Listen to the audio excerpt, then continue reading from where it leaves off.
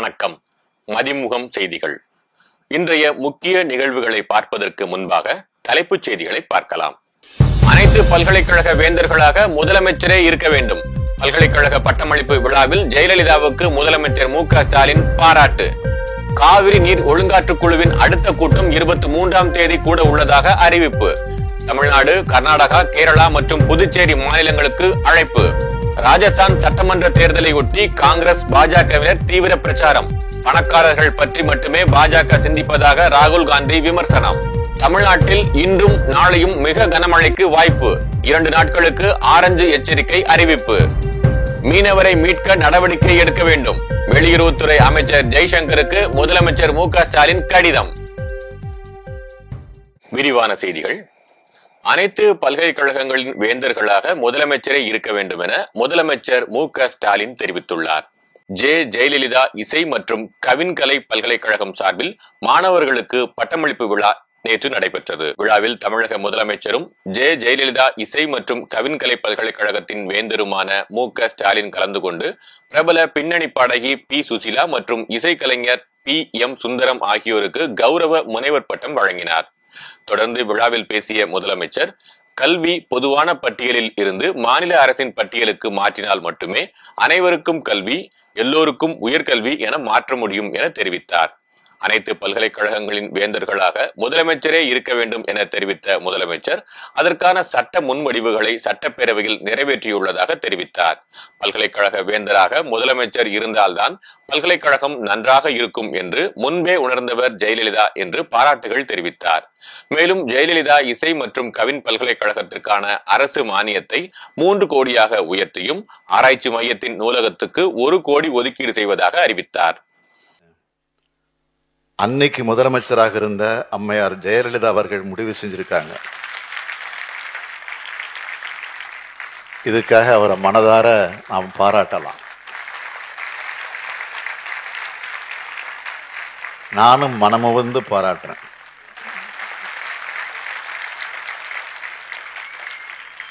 இப்ப இருக்கக்கூடிய நிலையை நினைச்சு இன்னைக்கு இசை பல்கலைக்கழகத்தோட சார்பில் பத்மபூஷன் பி. சுசீலா, P.M. சுந்தரம் என 2 இசை மேதைகளுக்கு டாக்டரேட் பட்டம் கொடுத்து பெருமைப்படுத்தி இருக்கிறோம். இதன் மூலமா டாக்டர் பட்டமும் பெருமை அடையுது.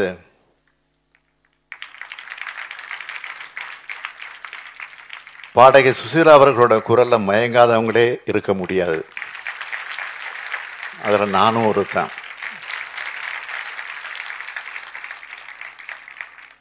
அவர் பாட்டை நான் எப்போதுமே வெளியூருக்கு இரவு நேரத்தில் காரில் பயணம் செய்கிறப்போ காரில் போட்டு கேட்டுக்கிட்டே போவேன். எனக்கு ரொம்ப பிடிச்ச பாட்டு, அடிக்கடி இடத்துல பாடியிருக்கேன் அதை நான். நீ இல்லாத உலகத்திலே நிம்மதி இல்லை, உன் நினைவில்லாத இதயத்திலே சிந்தனை இல்லை, காயும் நிலா வானில் வந்தால் கண்ணுறங்கவில்லை, உன்னை கண்டு கொண்ட நாள் முதலாய் பெண்ணுறங்கவில்லை.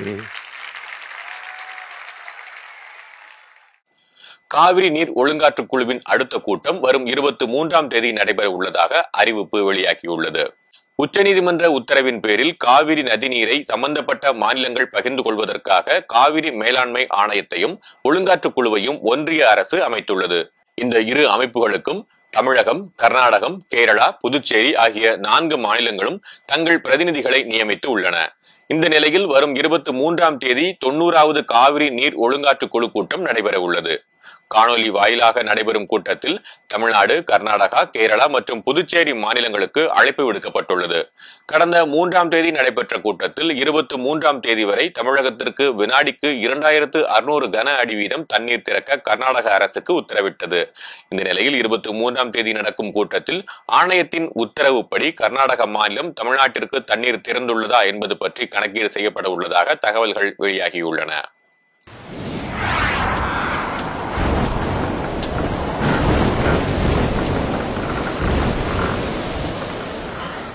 தமிழகத்தில் 2 நாட்களுக்கு மிக கனமழை பெய்ய வாய்ப்பு உள்ளதாக இந்திய வானிலை ஆய்வு மையம் தெரிவித்துள்ளது.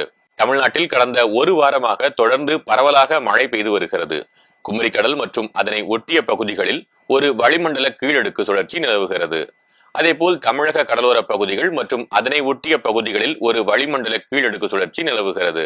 இதன் காரணமாக தமிழ்நாடு, புதுச்சேரி மற்றும் காரைக்கால் பகுதிகளில் கனமழைக்கு வாய்ப்பு உள்ளதாகவும் இதன் காரணமாக தமிழ்நாடு, புதுச்சேரி மற்றும் காரைக்கால் பகுதிகளில் கனமழைக்கு வாய்ப்பு உள்ளதாகவும் இன்றும் நாளையும் மிக கனமழை பெய்ய வாய்ப்பு உள்ளதாகவும் இந்திய வானிலை ஆய்வு மையம் தெரிவித்துள்ளது.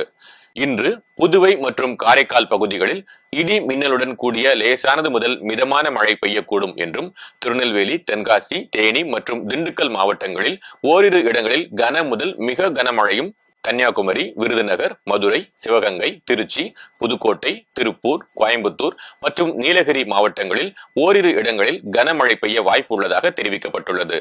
சென்னையில் ஆங்காங்கே கனமழை விட்டு விட்டு பெய்து வரும் நிலையில் திருவல்லிக்கேணி, சேப்பாக்கம், ஆயிரம்விளக்கு, பாரிமுனை, ஆலந்தூர் உள்ளிட்ட இடங்களில் மிதமான மழை பெய்துள்ளது. இந்நிலையில் சென்னை மற்றும் புறநகரை பொறுத்தவரையில் அடுத்த 24 மணி நேரத்திற்கு மிதமான மழை பெய்யக்கூடும் என்றும், சில பகுதிகளில் சற்று பலத்த மழைக்கான வாய்ப்பு உள்ளதாகவும் தெரிவிக்கப்பட்டுள்ளது. அதேபோன்று கேரளாவில் இன்று மற்றும் நாளை மிக கனமழை பெய்ய வாய்ப்பு உள்ளதாகவும், ஆந்திரா மற்றும் கர்நாடகாவில் கனமழைக்கு வாய்ப்பு உள்ளதாகவும் இந்திய வானிலை ஆய்வு மையம் தெரிவித்துள்ளது. ராஜஸ்தான் சட்டமன்ற தேர்தல் 25ஆம் தேதி நடைபெற உள்ள நிலையில் பாஜக மற்றும் காங்கிரஸ் தீவிர தேர்தல் பிரச்சாரத்தில் ஈடுபட்டுள்ளது. 200 தொகுதிகளை கொண்ட ராஜஸ்தான் மாநில சட்டப்பேரவைக்கு நவம்பர் 25ஆம் தேதி ஒரே கட்டமாக தேர்தல் நடைபெற உள்ளது. பாஜக, காங்கிரஸ் ஆகிய கட்சிகளிடையே இருமுனை போட்டி நிலவி வரும் நிலையில் பல்வேறு வாக்குறுதிகள் அடங்கிய தேர்தல் அறிக்கையை காங்கிரஸ் கட்சி வெளியிட்டுள்ளது. ஜெய்ப்பூரில் உள்ள மாநில கட்சி அலுவலகத்தில் காங்கிரஸ் கட்சி தலைவர் மல்லிகார்ஜுன கார்கே, ராஜஸ்தான் முதல்வர் அசோக் கெலாட் இணைந்து நேற்று தேர்தல் அறிக்கையை வெளியிட்டனர். அதில் விவசாயிகளுக்கு 2 லட்சம் வரையிலான வட்டியில்லா கடன், சமையல் எரிவாயு 400, சாதிவாரி கணக்கெடுப்பு உள்ளிட்டவை அறிவிக்கப்பட்டுள்ளன. மேலும் 4 லட்சம் அரசு வேலைகள், 10 லட்சம் வேலைவாய்ப்புகள், சிரஞ்சீவி காப்பீட்டு திட்டத்தின் தொகை 50 லட்சமாக உயர்வு உள்ளிட்ட வாக்குறுதிகளும் தேர்தல் அறிக்கையில் இடம்பெற்றுள்ளன. இதற்கிடையே ராஜஸ்தான் மாநிலம் வல்லப் நகரில் நடைபெற்ற பேரணியில் பேசிய காங்கிரஸ் மூத்த தலைவர் ராகுல் காந்தி, சாதிவாரி மக்கள் தொகை கணக்கெடுப்பு குறித்த கட்சியின் நிலைப்பாட்டை ஆதரித்து பேசினார். மேலும் சாதிவாரி கணக்கெடுப்பு என்பது நாட்டின் எக்ஸ்ரே போன்றது என தெரிவித்த அவர், பழங்குடியினர் நலனை பாதுகாப்பதில் காங்கிரஸ் அக்கறை கொண்டுள்ளதாக தெரிவித்தார். ராஜஸ்தான் மாநிலம் பாலி பகுதியில் நடைபெற்ற தேர்தல் பிரச்சார கூட்டத்தில் பேசிய பிரதமர் மோடி, காங்கிரஸ் மற்றும் அதன் கூட்டணி கட்சிகள் சனாதனத்தை ஒழிக்க துடிப்பதாகவும், சனாதனத்தை ஒழிப்பது என்றால் ராஜஸ்தானின் கலாச்சாரத்தையே ஒழிப்பதாகும் என்றும் தெரிவித்தார். கடந்த 5 ஆண்டுகளாக ராஜஸ்தானில் ஆட்சி செய்த காங்கிரஸ் கட்சி மாநிலத்தை வளர்ச்சியில் இருந்து பின்னுக்கு தள்ளியுள்ளதாக குற்றம் சாட்டிய அவர், காங்கிரசுக்கு ஊழலும் குடும்ப அரசியலும் மட்டுமே முக்கியம் என விமர்சித்தார். மருத்துவர் பத்ரிநாத் மறைவிற்கு பிரதமர் மோடி, முதலமைச்சர் மு.க. ஸ்டாலின் உள்ளிட்ட அரசியல் கட்சி தலைவர்கள் இரங்கல் தெரிவித்துள்ளனர். இந்தியாவின் மிகப்பெரிய தொண்டு நிறுவன மருத்துவமனைகளில் ஒன்றான சென்னை சங்கர நேத்ராலயா மருத்துவமனையை நிறுவியவர் பத்ரிநாத் வயது முதிர்வு காரணமாக காலமானார். அமெரிக்காவில் உயர் படிப்புகளை முடித்து இந்தியாவில் குறைந்த செலவில் சிகிச்சை அளிக்க வேண்டும் என்ற சேவை நோக்குடன் ஏழை மக்களுக்கு இலவசமாக கண் சிகிச்சை மேற்கொண்டு வந்த இவர் பத்மபூஷன், பத்மஸ்ரீ, டாக்டர் PC ராய் விருது, சிவிலியன் விருது உள்ளிட்ட பல விருதுகளை பெற்றுள்ளார். இவரது மறைவையொட்டி பிரதமர் மோடி வெளியிட்டுள்ள இரங்கல் குறிப்பில், கண் சிகிச்சையில் அவர் ஆற்றிய பங்களிப்பும், சமூகத்திற்கான அவரது இடைவிடாத சேவையும் அழியாத முத்திரையை பதித்துள்ளதாக குறிப்பிட்டுள்ளார். முதலமைச்சர் மு.க. ஸ்டாலின் வெளியிட்டுள்ள இரங்கல் குறிப்பில், எண்ணற்ற மக்களுக்கு கண்ணொளி பாய்ச்சிய பத்ரிநாத் மறைவு மருத்துவத்துறைக்கே பேரிழப்பு என குறிப்பிட்டுள்ளார். அதேபோல் முன்னாள் முதல்வர் O. பன்னீர்செல்வம், தெலங்கானா ஆளுநரும் புதுச்சேரி துணைநிலை ஆளுநருமான தமிழிசை சவுந்தரராஜன், அமமுக பொதுச் செயலாளர் TTV தினகரன் உள்ளிட்ட பலர் இரங்கல் தெரிவித்துள்ளனர். தமிழ்நாட்டைச் சேர்ந்த மீனவரை மீட்க நடவடிக்கை எடுக்க கோரி வெளியுறவுத்துறை அமைச்சர் ஜெய்சங்கருக்கு முதலமைச்சர் மு.க. ஸ்டாலின் கடிதம் எழுதியுள்ளார். ஓமன் நாட்டின் துக்கும் துறைமுகத்தில் வேலை செய்து வந்த தமிழ்நாட்டைச் சேர்ந்த பெத்தாலிஸ் என்பவருக்கும் உரிமையாளருக்கும் இடையே பிரச்சனை நிலவி வந்த நிலையில், பெத்தாலிஸை அடையாளம் தெரியாத சிலர் கடத்தி சென்றுள்ளதாகவும், அவரை உடனடியாக மீட்க உரிய நடவடிக்கை எடுக்குமாறும் பெத்தாலிஸ் மனைவி ஷோபா ராணி என்பவர் முதலமைச்சரிடம் கோரிக்கை விடுத்துள்ளார். இந்த நிலையில் ஓமன் நாட்டில் உள்ள இந்திய தூதரகம் மூலம் பெத்தாலிஸ் என்பவரை மீட்டு தாயகம் கொண்டு வர உரிய தூதரக நடவடிக்கை மேற்கொள்ளுமாறு முதலமைச்சர் மு.க.ஸ்டாலின் வெளியுறவுத்துறை அமைச்சர் ஜெய்சங்கருக்கு கடிதம் எழுதியுள்ளார். தமிழகத்திற்கு நீட் தேர்வு தேவையில்லை என தொடர்ந்து வலியுறுத்தி வருவதாக அமைச்சர் உதயநிதி ஸ்டாலின் தெரிவித்துள்ளார். ஈரோடு மாவட்டம் பெருந்துறையில் திமுக மூத்த நிர்வாகிகளுக்கு பொற்கிழி வழங்கும் நிகழ்ச்சியில் பங்கேற்று பேசிய அமைச்சர் உதயநிதி ஸ்டாலின், நீட் தேர்வு ரத்து செய்யப்படுவதுதான் நமது போராட்டத்திற்கு கிடைத்த வெற்றி என கூறினார். OPS சசிகலாவின் காலை வாரிவிட்ட எடப்பாடி பழனிசாமி நாடகம் பற்றி பேசக்கூடாது எனவும் அவர் விமர்சித்துள்ளார். அதிமுக பொதுச் செயலாளர் எடப்பாடி பழனிசாமி தலைமையில் மாவட்ட செயலாளர்களின் ஆலோசனைக் கூட்டம் நடைபெற்றது. சென்னை ராயப்பேட்டையில் உள்ள அதிமுக கட்சி தலைமை அலுவலகத்தில் பொதுச் செயலாளர் எடப்பாடி பழனிசாமி தலைமையில் நடைபெற்ற கூட்டத்தில் அதிமுக பூத் கமிட்டி, இளைஞர் பாசறை, இளம் பெண்கள் பாசறை மற்றும் மகளிர் அமைப்புகளின் களப்பணி குறித்து ஆலோசிக்கப்பட்டது. இதற்கிடையே காசா ஒரு பேரழிவு நகரமாக காட்சியளிப்பதாக எடப்பாடி பழனிசாமி வருத்தம் தெரிவித்துள்ளார். இது தொடர்பாக அவர் வெளியிட்டுள்ள அறிக்கையில், உலக நாடுகளின் கோரிக்கையை செவிமடுக்காமல் மருத்துவமனைகள், ஐநா முகாம்கள் மீது திட்டமிட்டு பேரழிவு ஆயுதங்களை கொண்டு தாக்குதல் நடத்தி வரும் இஸ்ரேலின் அராஜகம் கண்டனத்திற்குரியது என பதிவிட்டுள்ளார். கருக்கா வினோத்தை 7 நாட்கள் காவலில் எடுக்க பூந்தமல்லி சிறப்பு நீதிமன்றத்தில் NIA மனு தாக்கல் செய்துள்ளது. கிண்டி ஆளுநர் மாளிகை வாசல் முன்பு பெட்ரோல் குண்டு வீசிய வழக்கில் ரவுடி கருக்கா வினோத் கைது செய்யப்பட்டு சிறையில் அடைக்கப்பட்டார். கருக்கா வினோத் மீது பல்வேறு குற்ற வழக்குகள் நிலுவையில் இருப்பதால் குண்டர் சட்டத்தின் கீழ் அவர் மீது நடவடிக்கை எடுக்க சென்னை காவல் ஆணையர் சந்தீப் ராய் ரத்தோர் உத்தரவிட்டார். இந்த நிலையில் ரவுடி கருக்கா வினோத்தின் பின்னணியில் இருப்பவர்களை கண்டறிந்து அவர்கள் மீதும் நடவடிக்கை எடுக்க வேண்டும் என்று கோரிக்கை விடுக்கப்பட்டுள்ளது. இதையடுத்து ரவுடி கருக்கா வினோத் மீது கடந்த 14ஆம் தேதி கூட்டுச்சதி உள்ளிட்ட 3 பிரிவுகளின் கீழ் NIA வழக்கு பதிவு செய்தது. இந்த நிலையில் தற்போது கருக்கா வினோத்தை 7 நாட்கள் காவலில் எடுக்க NIA முடிவு செய்துள்ள நிலையில் பூந்தமல்லி சிறப்பு நீதிமன்றத்தில் இதற்காக NIA மனு தாக்கல் செய்துள்ளது. இலங்கை கடற்படையால் சிறைபிடிக்கப்பட்ட படகுகள் விரைவில் தமிழகத்திற்கு கொண்டு வரப்படும் என அமைச்சர் அனிதா ராதாகிருஷ்ணன் உறுதியளித்துள்ளார். சென்னை நந்தனத்தில் அமைந்துள்ள மீன்வளத்துறை அலுவலகத்தில் மீனவர்களுக்கான பல்வேறு நலத்திட்ட உதவிகளை மீனவர் நலத்துறை அமைச்சர் அனிதா ராதாகிருஷ்ணன் வழங்கினார். பின்னர் செய்தியாளர்களை சந்தித்த அமைச்சர் 15 மீனவர்கள் இலங்கையில் இருந்து வீடு திரும்பி உள்ளதாகவும் படகுகள் விரைவில் தமிழகம் கொண்டு வர நடவடிக்கை எடுக்கப்படும் என தெரிவித்தார். அந்த உத்தரவை ஏற்று இன்றைக்கு கடலோர பகுதியில் இருக்கின்ற தூண்டில் வலைகள் அமைப்பது, மீன்பிடிப்பதற்கான இடையூறுகளாக இருக்கின்ற அத்தனை நிகழ்வுகளையும் சரி செய்வது, அதுபோல மீன் வளைகுடம் செய்வது, அவர்களுக்கு செல்வதற்கான அணுகு சாலைகளை அமைப்பது, இது போன்ற பணிகளை செய்து அவர்களுக்கு பல்வேறு திட்டங்களை நடைமுறைப்படுத்த வேண்டும் என்ற வகையில் தமிழகத்தின் முதலமைச்சர் அவர்கள் உத்தரவு வழங்கியிருக்கிறார்கள். அந்த வகையில் தமிழகம் முழுவதும் அந்த சிறப்பான பணிகள் இன்றைக்கு நடைபெற்று வருகிறது. ஓய்வூதிய பலன்கள் எதுவும் கிடைக்கப்படாத நிலையில் செய்தியாளர்கள் சந்திப்பில் அமைச்சரிடம் முறையிட்ட பெண்ணுக்கு விசாரணை நடத்தப்பட்டு உரிய நடவடிக்கை எடுக்கப்படும் என அமைச்சர் அனிதா ராதாகிருஷ்ணன் உறுதியளித்தார். திருவண்ணாமலை கார்த்திகை தீப திருவிழாவை முன்னிட்டு 2700 சிறப்பு பேருந்துகள் இயக்கப்பட உள்ளதாக போக்குவரத்து துறை அமைச்சர் SS சிவசங்கர் தெரிவித்துள்ளார். திருவண்ணாமலை அண்ணாமலையார் திருக்கோவில் கார்த்திகை தீப திருநாள் மற்றும் பௌர்ணமி கிரிவலத்தை முன்னிட்டு தமிழகத்தின் பிற முக்கிய நகரங்கள் மற்றும் அண்டை மாநிலங்களான பெங்களூரு, புதுச்சேரி ஆகிய இடங்களில் இருந்து 2700 சிறப்பு பேருந்துகள் இயக்கப்பட உள்ளது. மேலும் திருவண்ணாமலை நகரில் போக்குவரத்து நெரிசலை தவிர்ப்பதற்காக அமைக்கப்பட்டுள்ள 9 தற்காலிக பேருந்து நிலையங்களில் இருந்து பக்தர்கள் கிரிவல பாதை சென்று திரும்பி வருவதற்கு வசதியாக 40 சிற்றுந்துகள் பயணிகள் கட்டணமில்லா சிற்றுந்துகளாக இயங்குவதற்கும் நடவடிக்கை எடுக்கப்பட்டுள்ளது.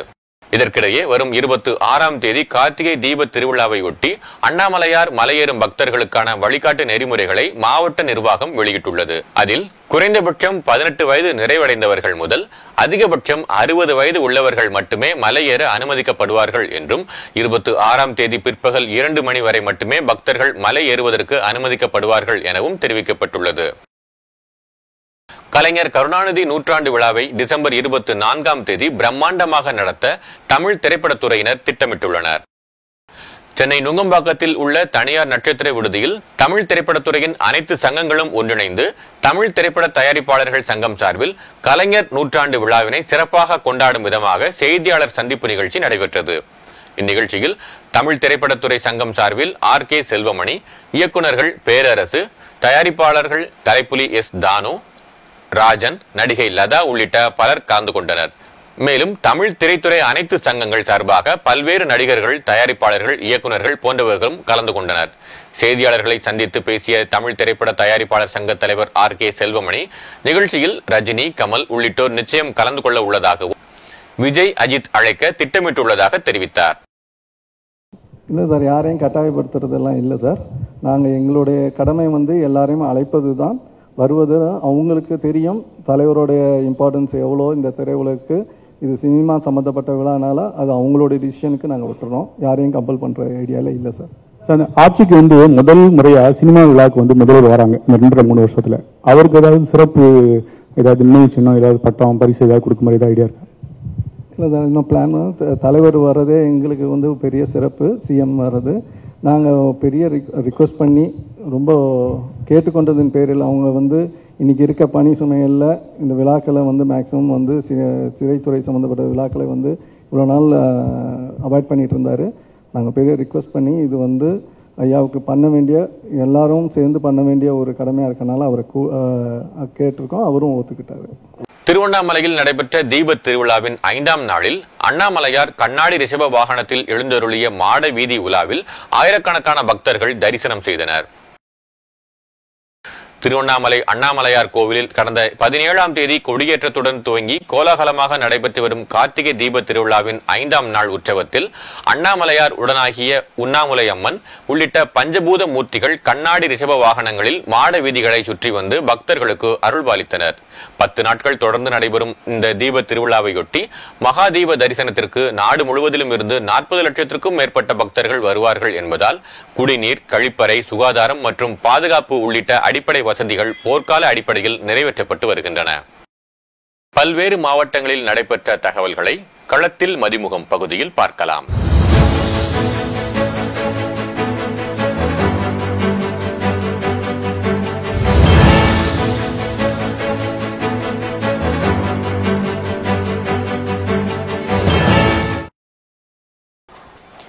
திருப்பத்தூர் மாவட்டம் ஜோலார்பேட்டை பகுதியை சேர்ந்த சக்தி என்பவர் ராணுவத்தில் பணிபுரிந்து ஓய்வு பெற்றவர். இவர் கடந்த மாதம் வங்கி கணக்கிலிருந்து சுமார் 6 லட்சம் பணத்தை எடுத்து இருசக்கர வாகனத்தில் வைத்துக் கொண்டு வீடு திரும்பும் போது அடையாளம் தெரியாத நபர் அவரது பணத்தை எடுத்துச் சென்றுள்ளார். இது குறித்த புகாரின் பேரில் காவல்துறையினர் வழக்கு பதிவு செய்து சிசிடிவி கேமராக்களை ஆய்வு செய்து விசாரணை செய்தனர். அதில் ஆந்திர மாநிலம் நெல்லூர் மாவட்டத்தை சேர்ந்த ஆனந்தன் என்பவர் திருட்டு சம்பவத்தில் ஈடுபட்டுள்ளது தெரியவந்ததை தொடர்ந்து அவரை கைது செய்து சுமார் 4 லட்சம் பணத்தை மீட்டனர்.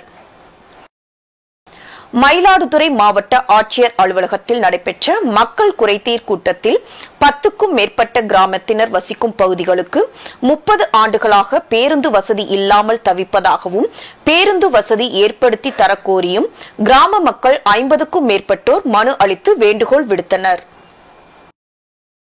வேலூர் மாவட்டம் ஓட்டேரியில் பள்ளி கல்வித்துறையின் சார்பில் மாநில அளவிலான அரசு பள்ளி மாணவ மாணவிகளின் கலைத்திறனை ஊக்குவிக்கும் வகையில் கலை திருவிழா மாவட்ட ஆட்சியர் குமாரவேல் பாண்டியன் தலைமையில் நடைபெற்றது.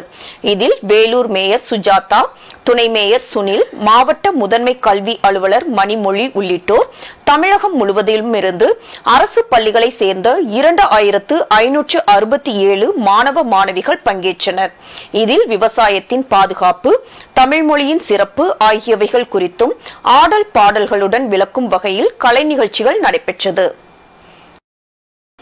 கலைஞர் நூற்றாண்டு விழாவை முன்னிட்டு தர்மபுரி மாவட்ட நிர்வாகம் சார்பில் அரசு கலை கல்லூரி கலையரங்கில் சிறப்பு முகாமினை மாவட்ட ஆட்சியர் சாந்தி தலைமையில் பொதுமக்களிடம் மனுக்களை பெற்று துவக்கி வைத்தார். இந்த சிறப்பு முகாமில் பட்டா சிட்டாவில் உள்ள எழுத்துப்பிழை, பெயர் சேர்த்தல், பெயர் நீக்கல் உள்ளிட்டவைகளும் சரிபார்க்கப்பட்டது.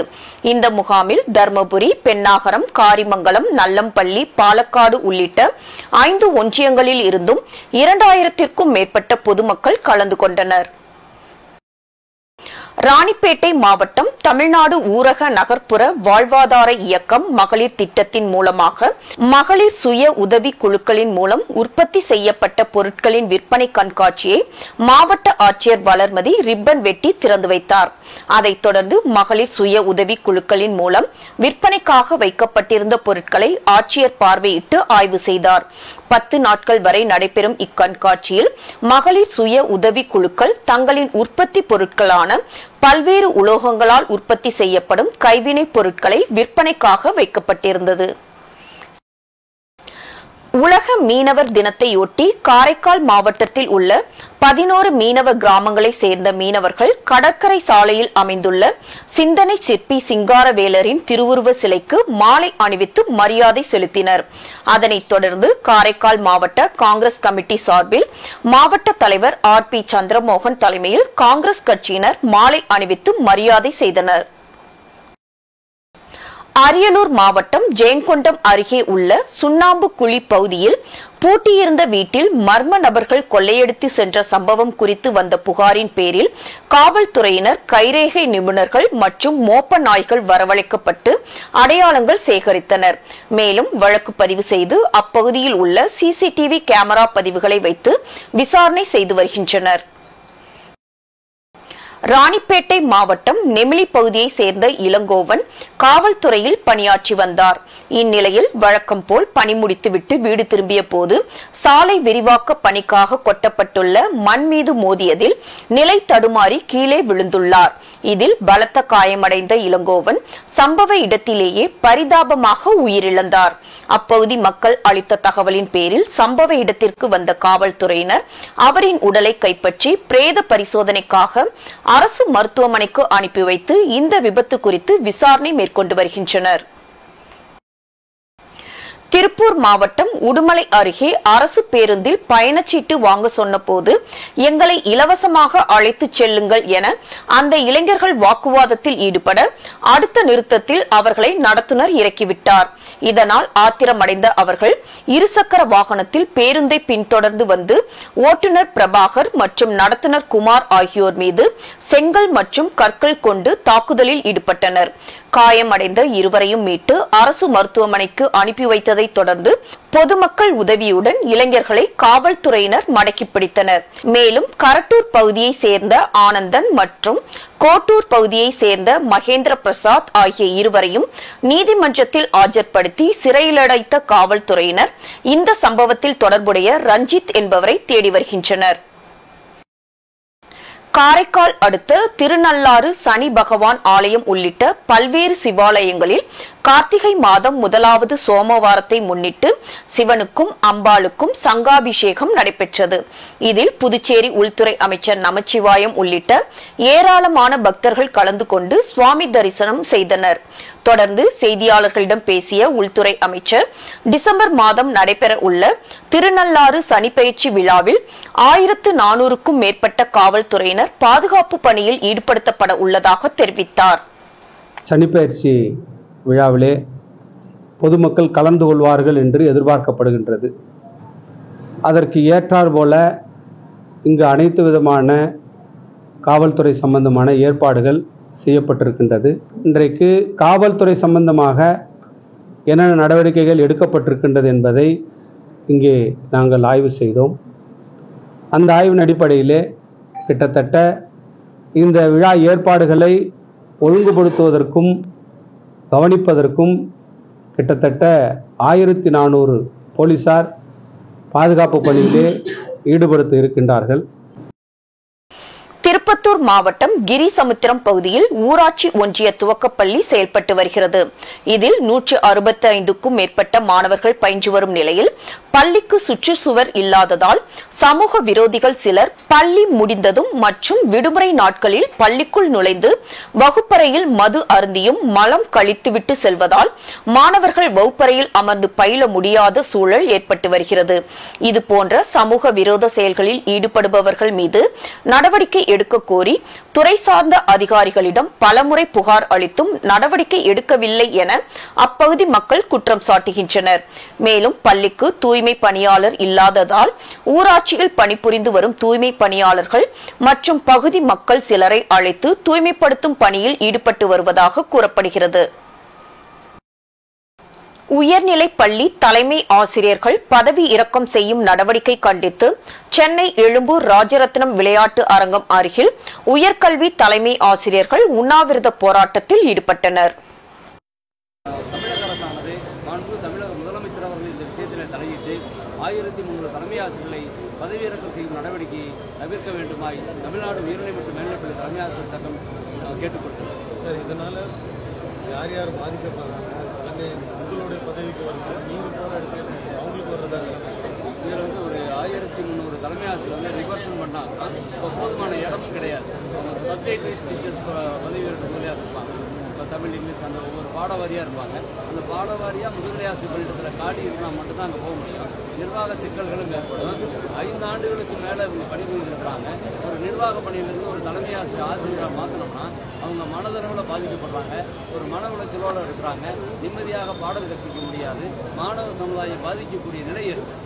நடிகை த்ரிஷா குறித்து தவறாக பேசவில்லை என நடிகர் மன்சூர் அலிகான் விளக்கம் அளித்துள்ளார். லியோ படத்தில் நடித்தது குறித்து பேசிய மன்சூர் அலிகான் த்ரிஷா குறித்து சர்ச்சையான கருத்துக்களை தெரிவித்திருந்தார். இதையடுத்து நடிகை த்ரிஷா, இயக்குனர் லோகேஷ் கனகராஜ் உள்ளிட்ட பலரும் அவரின் கருத்துக்கு கண்டனம் தெரிவித்தனர். தொடர்ந்து நடிகர் மன்சூர் அலிகான் மீது வழக்கு பதிவு செய்து நடவடிக்கை எடுக்க கோரி தமிழக டிஜிபி சங்கர் ஜிவாலுக்கு தேசிய மகளிர் ஆணையம் உத்தரவிட்டுள்ளது. இந்நிலையில் நேற்று செய்தியாளர்களுக்கு பேட்டியளித்த நடிகர் மன்சூர் அலிகான் யாரிடமும் மன்னிப்பு கேட்க முடியாது என்றும் நடிகர் சங்கம் உடனடியாக அறிக்கையை வாபஸ் வர வேண்டும் எனவும் தெரிவித்தார். நடிகர் சங்கம் மிகப்பெரிய தவறு செஞ்சது. நான் சீனியர் மோஸ்ட் மெம்பர், அவங்களுக்கு தெரியும். ஒரு ஆயுட்கால உறுப்பினரை ஒரு விஷயம் வருது, கார்த்திக்லாம் கூட பேசுவேன், எப்போ ஃபோன் பேசினா மனுஷன் சார் என்ன சார் என்ன சார் இது என்ன இப்படி ஒரு வீடியோ வந்திருக்கு, என்ன ஒரு கேள்வி கேட்கல, என்கிட்ட ஒரு கேள்வி கேட்கல, ஃபோன்லேயும் பேசலை, ஒரு நோட்டீஸ் அனுப்பிச்சு இந்த மாதிரி இதுக்கு விளக்கம் கொடுங்கன்னு கேட்கணும். இப்போ வாதி பிரதிவாதி கோர்ட்டில் ஒரு வழக்கு நடக்குது. இந்த வீடியோ கொண்டு போய் போட்டு வாதி போடுறாரு. ஜட்ஜி பார்க்குறாரு, தப்பாச்சே, உடனே தூக்கில் போடு, அப்படி போடுவாங்களா? இதான் நடைமுறையா? ஒரு சங்கம் நடத்துகிறவங்க இப்படி பண்ணலாமா? 4 மணி நேரம் நடிகர் சங்கத்துக்கு நான் டைம் தரேன். 4 மணி நேரம். நேற்று கொடுத்த ப்ரெஸ்ஸை உங்களுக்கு ரிலீஸ் பண்ணாங்கல்ல, என்ன போட்டிருக்காங்க அதில்? எல்லாத்து முன்னாடியும் அதே மாதிரி ஒட்டு மண்டிட்டு மன்னிப்பு கேட்டு நான் மன்னிப்பு என்னடா மன்னிப்பு? நான் மன்னிப்பு கேட்குற ஜாலியாடா டே? நடிகர் சங்கம் மிகப்பெரிய இமாலய தவறு செஞ்சுருக்கு. நான் வேணாம், அமைதி காத்துக்கிட்டு இருக்கேன். எரிமலையா குமரனா எல்லாம் துண்டக்கான துணிக்கான கோவணத்தை உருவிட்டு விட்டு எல்லாம் ஓடி போயிருவீங்க. இன்றைய தங்கம் வெள்ளி விலை வழங்குவோர் அட்டிகா கோல்ட் கம்பெனி. சென்னையில் 22 கேரட் ஆபரண தங்கத்தின் விலை கிராமுக்கு 25 ரூபாய் உயர்ந்து 5730 ரூபாய்க்கு விற்பனை செய்யப்படுகிறது. மேலும் ஒரு சவரன் தங்கத்தின் விலை 200 ரூபாய் உயர்ந்து 45,840 ரூபாய்க்கு விற்பனை செய்யப்படுகிறது. அதேபோல் வெள்ளியின் விலையும் கிராமுக்கு 40 காசுகள் உயர்ந்து 1 கிராம் வெள்ளி 79 ரூபாய் 40 காசுகளுக்கும் 1 கிலோ வெள்ளி 79,400 ரூபாய்க்கும் விற்பனை செய்யப்படுகிறது. இஸ்ரேல் ஹமாஸ் போர் நிறுத்த உடன்படிக்கை எட்டப்பட உள்ளதாக கத்தாரில் ஹமாஸ் தலைவர் ஹனியா தெரிவித்துள்ளார். இஸ்ரேல் ஹமாஸ் பேச்சுவார்த்தையில் முதன்முறையாக நல்ல முன்னேற்றம் ஏற்பட்டுள்ளதாக அமெரிக்க அதிபர் ஜோ பைடன் தெரிவித்திருந்த நிலையில் போர் நிறுத்த உடன்படிக்கை எட்டப்பட உள்ளதாக கத்தாரில் ஹமாஸ் தலைவர் ஹனியா தெரிவித்துள்ளார். இது போன்ற பேச்சுவார்த்தைகள் கடைசி நிமிடத்தில் தோல்வி அடைய வாய்ப்பு உள்ளதாகவும் அமெரிக்கா தெரிவித்துள்ளது. 50 பிணை கைதிகளை ஹமாஸ் விடுவித்தால் 3 நாட்களுக்கு போரை நிறுத்தி மக்களுக்கு நிவாரணப் பொருட்கள் கிடைக்க கத்தார் அரசு மத்தியஸ்தம் செய்து வருவதாக தகவல் வெளியாகியுள்ளது. மீண்டும் தலைப்புச் செய்திகள். அனைத்து பல்கலைக்கழக வேந்தர்களாக முதலமைச்சரே இருக்க வேண்டும். பல்கலைக்கழக பட்டமளிப்பு விழாவில் ஜெயலலிதாவுக்கு முதலமைச்சர் மு.க. ஸ்டாலின் பாராட்டு. காவிரி நீர் ஒழுங்காற்று குழுவின் அடுத்த கூட்டம் 23ஆம் தேதி கூட உள்ளதாக அறிவிப்பு. தமிழ்நாடு, கர்நாடகா, கேரளா மற்றும் புதுச்சேரி மாநிலங்களுக்கு அழைப்பு. ராஜஸ்தான் சட்டமன்ற தேர்தலை ஒட்டி காங்கிரஸ், பாஜகவினர் தீவிர பிரச்சாரம். பணக்காரர்கள் பற்றி மட்டுமே பாஜக சிந்திப்பதாக ராகுல் காந்தி விமர்சனம். தமிழ்நாட்டில் இன்றும் நாளையும் மிக கனமழைக்கு வாய்ப்பு. 2 நாட்களுக்கு ஆரஞ்சு எச்சரிக்கை அறிவிப்பு. மீனவரை மீட்க நடவடிக்கை எடுக்க வேண்டும். வெளியுறவுத்துறை அமைச்சர் ஜெய்சங்கருக்கு முதலமைச்சர் மு.க. ஸ்டாலின் கடிதம். இத்துடன் செய்திகள் நிறைவடைந்தன. மீண்டும் செய்திகள் பிற்பகல் 1:30 மணிக்கு. மேலும் செய்திகளை தெரிந்து கொள்ள மதிமுகம் பிரைம் யூடியூப் தளத்தில் இணைந்திருங்கள்.